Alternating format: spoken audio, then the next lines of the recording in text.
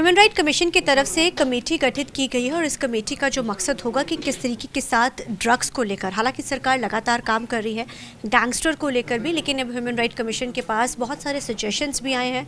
जब उन्होंने आज कमेटी के दौरान जब बैठक की, बैठक में बहुत सारे सजेशंस आए और सजेशंस ऐसे थे कि स्कूली बच्चों तक का भी उसमें इन्वॉल्वमेंट देखने को मिली। हमारे साथ इस समय बात करने के लिए शंटी सर मौजूद है। सर, कमेटियाँ गठित की गई हैं, बेसिकली इन कमेटियों का काम क्या रहेगा और जो आज बैठक हुई है उसमें बहुत सारी सजेशंस आपने कहा आई हैं, छोटे बच्चों का भी जिक्र उसके अंदर हुआ कि स्कूली बच्चों को भी कैसे जो है ड्रग्स तस्करी के लिए इस्तेमाल किया जा रहा है। जो हमने 4 अप्रैल को कॉन्क्लेव किया था कोर ग्रुप बना के Punjab state and Chandigarh human right commission की तरफ से, उसमें से 10 सुपर लोग निकाले हमने अपने अपनी फील्ड के जो माहिर हैं।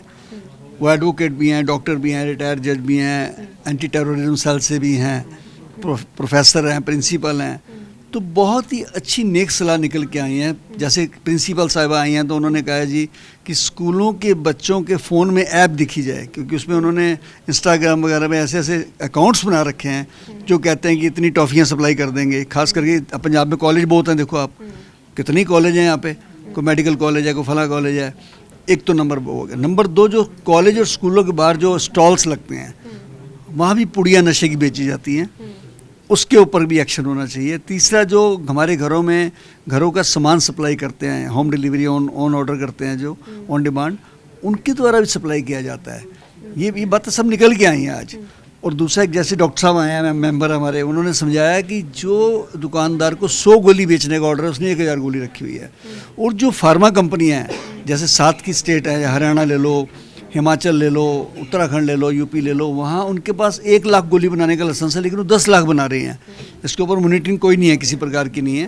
ये बातें निकल के आई हैं। तो जो हमारा सुपर कोर ग्रुप बना है वो पंजाब के कोने कोने में जाके जो हमारा असली कोर ग्रुप है उनके साथ कोऑर्डिनेट करके 15 अगस्त से पहले हम 500 लोगों की रैलियाँ करेंगे।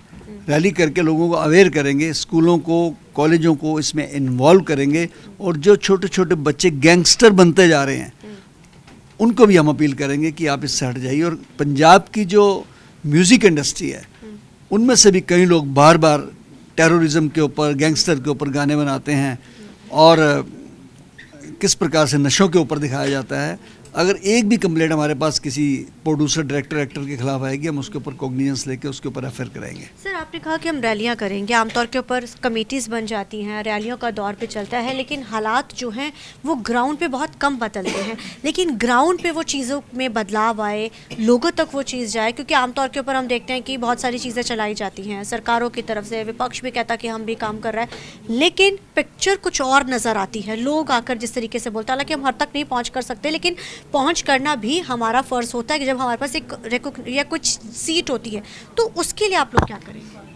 कौन कहता है कि आसमान पे सुराख हो नहीं सकता? एक पत्थर तो तबीयत से उछालो यारो, शुरुआत तो करो। आप याद कीजिए कि 6 महीने पहले तक 25 से 30 केस आते थे ह्यूमन राइट कमीशन में, आज 400-500 केस आ रहे हैं। हाँ, अवेयरनेस आ गई ना लोगों में। हमने हर जिले के अंदर कोर ग्रुप बना दिया, अवेयरनेस आ गई ना। तो अब जब हमने नशे के खिलाफ एक काम शुरू किया है और गैंगस्टर के खिलाफ शुरू किया है, तो अब आप देखना कि लोगों के अंदर अवेयरनेस आएगी। जो लोग सीधा सामने नहीं आना चाहते, वैसे तो हमारा नंबर है 98 55 47 55 47, लेकिन आप अगर उस पर लिख के नहीं डालना चाहते, आप अपने ज़िले में जाइए, हमारा कोर ग्रुप का वहाँ बोर्ड लगा होगा जिला ऑफिस में, नहीं तो आप सीधा हमारे सेक्टर 34 से चंडीगढ़ में आ सकते हैं, 220-221 नंबर सोसियो में। आप हमें पर्सनल मिलकर कंप्लेंट दे सकते हैं, आपका नाम कहीं नहीं आएगा। और हम दावे से कहते हैं कि हम खुद उसके ऊपर रेकी करके, मॉनिटरिंग करके उनको अरेस्ट करवाएंगे। आपने अभी कुछ दिन पहले एक और भी मुहिम शुरू की थी सर, उसमें किस तरीके का जो है डेवलपमेंट हुई है अभी हाल ही में? आपने हमने बहुत बड़ा वो भी मुद्दा आज उठाया कि पंजाब के चप्पे चप्पे पर इमिग्रेशन के वीज़ा की दुकानें खुली हुई हैं। 15 तारीख लास्ट है, हमारे पास डिस्ट्रिक्ट से सारी कमेटी, सारी लिस्ट आने वाली है। उसके बाद फिर हमारी टीम लग जाएगी कि जाके हर इमिग्रेशन वाली दुकान के ऊपर हम पता कर सकते हैं कि आपका लाइसेंस है या नहीं है। उसमें मैं लोगों को भी अवेयर करूंगा। शिकायतें और बढ़ती जा रही हैं, 55 के करीब आ गई हैं। मैं पूरे पंजाब के निवासियों से अपील करूंगा कि किसी के भी पैसे लूटे हों इस प्रकार के माफिया ने, जो नकली वीज़ा, नकली इमिग्रेशन देते हैं, उनकी रिपोर्टें हमें देनी शुरू करो। हम वायदा करते हैं कि आपके लिए हम पूरी मेहनत करके आपका काम करवाएंगे। धन्यवाद सर। तो जाहिर है सज्जन आए तो हमारे साथ पुलिस ने पीटा बुरी तरह से। क्या आपको एक तस्वीर भी ज़रूर दिखाना चाहेंगे, और जिस तरीके के साथ शख्स पंजाब से पहुंचे हैं, सर के पास शिकायत लेके, कहा जा रहा है कि ਮੈਨੂੰ ਕੁੱਟੇ ਨੇ 8 ਬੰਦਿਆਂ ਨੇ ਜੀ ਇਹ ਮੈਂ ਉਹਨਾਂ ਦੀ ਦੁਕਾਨ ਤੇ ਕੰਮ ਕਰਦਾ ਸੀ ਪਹਿਲੇ 6 ਸਾਲਾਂ ਤੋਂ। ਉਹ ਇੱਕ ਛੋਟੀ ਜਿਹੀ ਗਲਤਫਹਿਮੀ ਹੋਣ ਕਰਕੇ ਉਹਨਾਂ ਨੇ ਬਸ ਕੋਈ ਗੱਲ ਨਹੀਂ ਕਰੀ ਮੇਰੇ ਨਾਲ। ਮਾਰੇ ਕਿਨੇ ਤੁਹਾਨੂੰ? 8 ਬੰਦਿਆਂ ਨੇ ਕੁੱਟਿਆ ਜੀ, ਉਹਨਾਂ ਹੀ ਦੁਕਾਨ ਵਾਲਿਆਂ ਨੇ ਬੰਦੇ ਇਕੱਠੇ ਕਰਕੇ ਜੀ। ਕੌਣ ਸਾ ਡਿਸਟ੍ਰਿਕਟ ਹੈ ਆਪਕਾ? ਜ਼ਿਲ੍ਹਾ ਪਟਿਆਲਾ ਜੀ। ਕਿੱਥੇ ਮਾਰਿਆ ਤੁਹਾਨੂੰ? ਫੋਟੋ ਹੀ ਦਿਖਾ ਦਿੰਦਾ ਜੀ, ਵੈਸੇ ਤਾਂ ਦਿਖਾਣੇ ਕਿਉਂ ਮਾਰਿਆ ਸੀ? ਕੋਈ ਰੀਜ਼ਨ ਸੀਗਾ ਕੁਝ ਸੀਗਾ ਤੁਹਾਡੇ ਨਾਲ? ਹਾਂ, ਮੈਂ ਛੋਟੀ ਜਿਹੀ ਗਲਤਫਹਿਮੀ ਸੀ, ਐਡੀ ਵੱਡੀ ਗੱਲ ਨਹੀਂ ਸੀ। ਕਿਸ ਤਰੀਕੇ ਦੀ ਗਲਤਫਹਿਮੀ ਸੀ? ਮੈਂ ਡਰਾਈਵਰ ਹਾਂ ਜੀ। ਹਾਂ ਜੀ, ਮੈਂ ਡਰਾਈਵਰ ਹਾਂ। ਤੇ ਅੱਛਾ, ਅਸੀਂ ਨੇ ਨਾ ਨਿਸ਼ਾਨ ਹੈ ਅਭੀ? ਹਾਂ ਜੀ, ਹਾਂ। ਹੁਣ ਨਹੀਂ ਹੁਣ ਤਾਂ ਘਟ ਗਏ ਜੀ, ਹੁਣ ਘਟ ਗਏ ਜੀ। ਮੈਂ ਨਾ ਅਸੀਂ ਡਰਾਈਵਰ ਹਾਂ ਜੀ, ਮੇਰੇ ਸਾਲੇ ਦੀ ਗੱਡੀ ਆਉਣੀ ਸੀ, ਉਹਦੇ ਚੋਂ ਅਸੀਂ ਨੇ ਡੀਜ਼ਲ ਕੱਢ ਕੇ ਨਾ ਕਿਸੇ ਹੋਰ ਨੂੰ ਦੇਣਾ ਸੀ।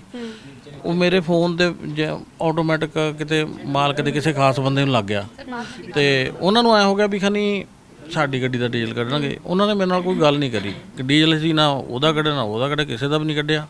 ਤੇ ਬਸ ਉਹਨਾਂ ਨੇ ਗੱਲ ਕੋਈ ਕਰੀ ਨਹੀਂ, ਕੁੱਟਮਾਰ ਸ਼ੁਰੂ ਕਰਤੀ। ਘਰੋਂ ਚੱਕ ਕੇ ਲੈ ਗਏ ਮੈਨੂੰ ਤੇ ਬਸ ਕੁੱਟਮਾਰ ਕਰੀ।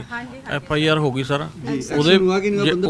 ਆ ਦੇਖੋ ਇਹਦੇ ਵਿੱਚ ਨਾ ਆਟੋਮੈਟਿਕ ਉਹਨਾਂ ਨੇ ਆਪਦੇ ਆਪੇ ਬਿਆਨ ਬਦਲਦੇ ਜੀ ਮੇਰੇ, ਵੀ ਧਾਰਾ ਹੋਰ ਲੱਗ ਜਾਣ ਉਹਨਾਂ ਤੇ ਹਨਾ। ਉਹ ਤਕੜੇ ਬੰਦੇ ਨੇ, ਉਹ ਆਮ ਆਦਮੀ ਪਾਰਟੀ ਦੇ ਸਰਪੰਚ ਨੇ ਜੀ, ਮੌਜੂਦਾ ਬਿਜ਼ਨਸਮੈਨ ਬੰਦੇ ਨਹੀਂ ਵੈਸੇ।